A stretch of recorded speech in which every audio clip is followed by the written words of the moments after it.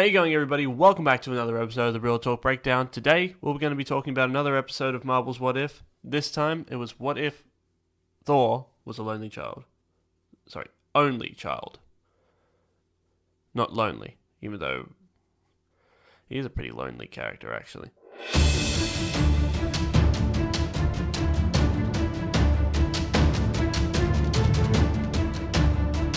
So on this episode of What If, in this universe, when Odin fights the Jotunheim, and when he originally finds Loki, and when he adopts Loki and raises Loki as his son, he doesn't. Instead, when he finds Loki, he returns Loki to Laufey, and then Laufey and the Jotunheim raise Loki to be a frost giant. So Odin never adopts Loki, and Loki never becomes Thor's adopted brother. And that bond and that kind of brotherly, rivalry never really happens. So Thor grows up in a very different childhood. There was no one to really push him. There was no one to really, keep him in place. Like, there was no trickster god to the god of thunder. So we see a very different Thor in that, he's brash, he's obnoxious, kind of selfish. But he loves to party. Yeah, so he's brash, obnoxious, no one's really had to push him. And so that kind of turns him into a frat guy who is just obsessed with partying, having a good time, and, being like a laid back kind. He ends up being a bit of a tool. He ends up coming to Midgard, aka Earth.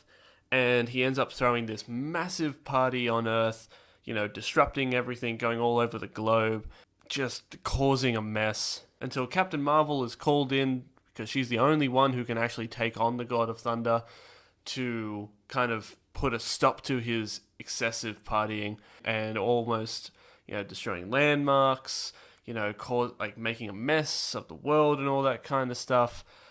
We also see different variations of characters that we know. So Loki is in this one, but he is in it as a frost giant, still donning his horns, but they're ice horns, with his posse of frost giants as well. Everything about this episode is very, college frat house movie. I'll get into that in a second. You also see different other characters that we've seen before. There are so many cameos in this episode, it's ridiculous. Yeah, Drax in there at one stage, Nebula, Mantis, Howard the Duck makes another appearance, and I'll be honest with you, if Howard the Duck wasn't in this episode, I probably would have turned it off. Jane Foster is, of course, as being Thor's love interest, is in this movie. Darcy is in this movie. She ends up getting hitched to Howard the Duck, which is actually pretty funny. that is actually pretty funny, I have to admit. And then Captain Marvel is called in to stop him. They end up having a big battle, and then the whole thing kind of ends with Thor's mother being called on him. Jane tells on Thor, calling Freya. She's coming down to Asgard, she's coming down to Midgard, so, they got to clean up the party before the parents get home, and ultimately he ends up doing it. Okay, this was a hard episode to watch. This was a really hard episode to watch. I did not like this episode. I didn't like this episode of What If. I thought it was real. I'm just going to come out and say it, and I have never said this about a Marvel piece. I've never said this about a piece of Marvel content. This episode sucked. I did not like it. And look, I understand, yes, there are choices that characters make that change the outcome for other people's stories. I get that. But this didn't... I just didn't really see what the point of this episode was. Why make Thor a frat guy? Why make Thor a frat guy? It just doesn't make any sense to me. There are snippets of this episode that if they if they had focused on that, would have been really cool. I would have loved to have seen the chemistry between, Thor and Frost Giant Loki. I would love to see that. How did that relationship happen, I would love to see Frost Giant Loki more. I reckon that was really cool.